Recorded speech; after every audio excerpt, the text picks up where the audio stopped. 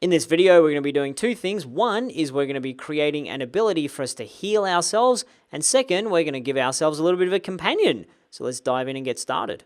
So we've done a bunch of good work to get our enemies having some amount of balance with the player. But the one thing that we're lacking is the ability to heal ourselves. So in my particular game, I have a healing philosophy where if I'm running through at some point, I want the player to feel the stress of, oh my goodness, I'm about to die. And to not have the game be too painful, we need to give them a way so they don't die. And that might be in limited dosage, or it might be unlimited, not fully decided how it's going to work yet. Probably some potions, or maybe a spell or an ability to heal yourself, or maybe other ways. So I'm a big believer in use the tools that you've got. And I want you guys to have a think. Maybe the title of this lecture has already given away the answer, but have a think, with the tools that we've got in our level at the moment, how can we heal ourselves with maybe a minute's amount of work? A minute of work, how can we heal ourselves in the game?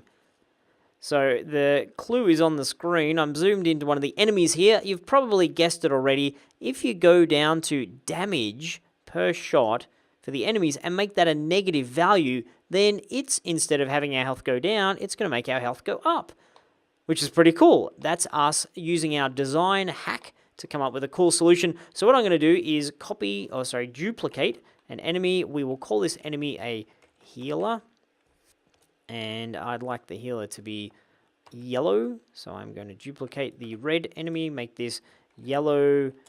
Technically, it's still an enemy. So we're just taking the enemy and repurposing it. It's a guy who's seen the light. He's seen the error of his ways. I no longer wish to be an evil enemy that hurts. I wish to be a good enemy that heals. So we're going to put that on there, and then just change this, find some sort of yellow that works for us. Make it nice and saturated up the top here. Zoom you up a little bit. Wonderful. That looks pretty gaudy and pretty nice. And we've got that on our healer. Let's drop a healer into level. Yellow and all. Fantastic. Wonderful, good. Now let's go find the part that we're particularly interested in, which is the damage per shot. Let's just say for now, let's have it heal a ton. Let's say minus, I don't know, 100. That, minus 100, I'm going to apply to the prefab now before I forget. And let us have him stand right there. We'll see what happens. We'll chuck it in and see how it goes. He's throwing orbs at us, and the other guy is throwing at us a little bit harder. So I'll go over and get hurt a little bit by these guys, then run back, and you can see, where's my yellow guy? Bloink, oh, look at it go back up again. Cool, so we've made healing. That's fantastic. Now, how do we use it in a way that's a little bit more meaningful than that mess that we had just there? I can think of two ways. You guys can probably think of a ton more ways. If we have this guy right here, and then we go to, what have we got at the moment? What things can we twiddle with? We've got his attack radius, chase radius, and also somewhere around here is his stopping distance. So if we go and turn the attack radius down a bit, let me zoom in so we can see what's going on here, then it's only going to be effective when we get close, and chase radius, very close as well. So he's not going to go running after us. I'm going to put this all the way down. Chase radius, he's really not chasing us at all. Attack radius, and what I'm doing here is I'm making a health station, is really what I'm doing, or a health potion that we could pick up and use instantly. But I don't have a health potion. We haven't implemented all that functionality. I'm just using an enemy and pretending that's what he's doing. Stopping distance should be okay as it is. Let's test how this goes. So basically, the enemy doesn't really move.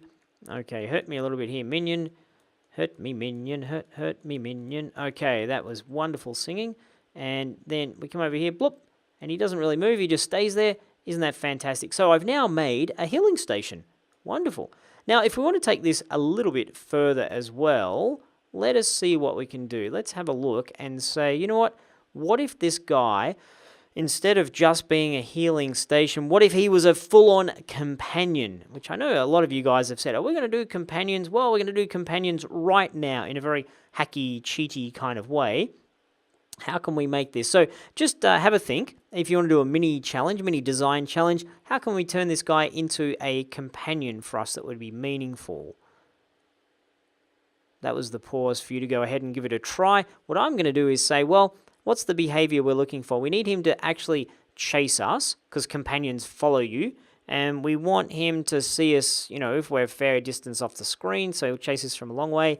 and we want him to heal us if he gets reasonably close, then that would be good. This is the healing distance. And there's one other magic thing that I think we need to do, or else let's have a look what happens here when we do this. When we do this, he comes running up to us, and he's kind of getting in the way of combat. And he's being a little bit of a nuisance, to be honest. So what I want to do here is to go up to stopping distance, and I don't have a gizmo on this at the moment. We'll take this up to about 4.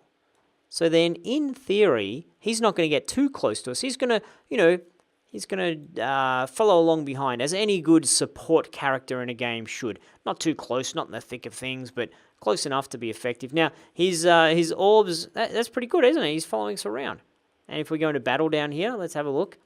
Fight, fight, fight. Oh, we're a bit out of his radius. Come on, mate. Catch up with us. Okay, so we've seen one thing we need to do here, which is make him a little bit quicker. He's a little bit too slow. Let's pump this up to, we'll say 5. Let's make him pretty speedy at the moment so he follows us along. Nice and quick. 5 there, and we need to make his projectiles faster, I believe, as well. So let's give him the fast projectile. And I'm going to go one step further. I am going to duplicate fast projectile and make this healing projectile. Projectile, there we go. Did I spell that correctly? Healing projectile. I did indeed. And we're going to make it, it looks like it's pretty fast, speed 50 at the moment. I'm going to make it a different color. Currently it's got the old rollerball, the standard rollerball color on it. I am going to create yet another material in here, and where is that? Over there. There it is. I'm going to make this a healing projectile as a material. What color should we make this? Maybe we'll make this some kind of purple. Purple orbs that are being shot out. So it's different from the bullets. And we're changing a lot of this anyway. This is all placeholder stuff. They're not going to be shooting out tennis balls, and we're not going to have every single enemy firing at you. We're going to have guys who hit you with swords and axes and probably clean, fresh, brand new hose as well as dirty old hose. I'm going to drag over the top and plonk. There it goes, and it replaces the one that was there. Let's have a look and see how this goes. He should now be shooting very fast purple balls at us. Nope, didn't work. Okay, what have we done wrong here? Let's just work through this. Healing, it looks like that's the right projectile. And then we need to drag healing projectile over to the projectile to use. That's an important step. And we will see if that makes him fire. There we go. Okay, they come pretty quick. Don't really see them, but I know it's there. We might just turn them down a little bit in terms of speed on healing projectile. On the actual projectile here. Let's make them go a little bit slower, maybe 30, so we can appreciate his wonderful healingness that he's doing for us. And there we go, a little bit slower. And I also need to drop the rate of fire, I think, and up the impact a little bit more. So this is some tuning that you guys can do as you play through. We don't need to finesse the healer perfect just yet. He's super placeholder. I think I'm kind of leaning towards the healing stations a little bit more than having the companion chase us, but it could be something cool to have at the end. And it's also something very fantastic for you guys to start prototyping. Do I want companions in my game? Does it make life cooler if I've got companions?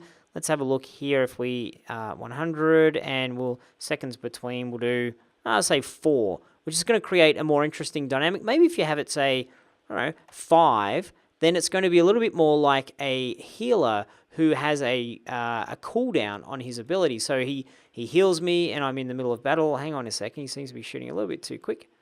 1, 2, 3, 4. Oh, there we go. Yeah, 1, 2, 3, 4. Let's have a look here what's going on. So if we, at the moment the behavior is a little bit buggy, I think. If I go out and then back in, it re-triggers him to shoot again. So what we need to do there is have his attack radius be a bit bigger, so we don't tend to go in and out of it. Doesn't really matter, we're just prototyping here at the moment. Not sure if we're going to keep this guy, but then when we do that, just so we understood the behavior there, that looks better. I'm still within his radius. 1, 2, 3, 4, 5. Boom, he shoots again. Wonderful. Fantastic. So we've got ourselves a companion healer. He's following us. That's kind of cool. Very excited.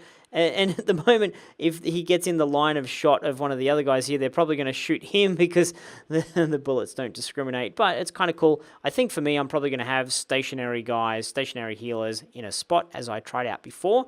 But what I'd like is to get some healing in your level and create and place a healer somewhere on your level. That's the task for this challenge. And as a mini bonus, if you want to play around with the companion stuff a little bit more and see what happens if you prototype having, I don't know, maybe 3 or 4 or 5, a squad. And in that squad, you can give them different behaviors. Play around with what you've got at your disposal at the moment and see what you could do. Maybe you could target that they actually target enemies and not just the player. But generally, this approach of having these guys following around, does it feel right for your game having a squad? They're all being a little bit goofy and silly at the moment, but you can play around with those behaviors and see what you can get out of it. But the challenge specifically is put a healer in your level and find a way that your character can get their health back. And I will be seeing you in the next video.